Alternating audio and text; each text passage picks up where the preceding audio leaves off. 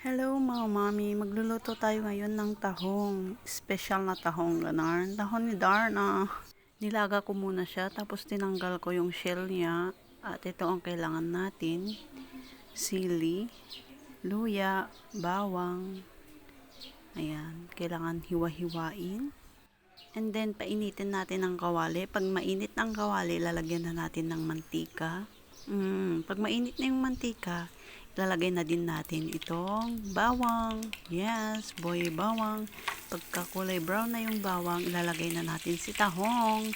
Tahong ni Darna. Ito palang niluluto ko ay ginitaan na tahong. Yes, magatang magata ang tahong ni Darna. Ayan. Igigisa natin ang ating tahong. Choice. Ating tahong talaga, no? Tapos ilagay natin ang ating luya. I-mix-mix. Pagka okay na itong tahong ni Darna, lagyan na natin ng pampalasa, asin, magic sarap, ganun. At saka i-mix-mix ulit. Tapos ilagay na ang ating sili. Ayan.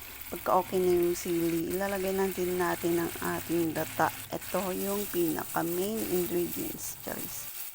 Charis. So, eto na ang ginitaang tahong ni Darna. So yummy.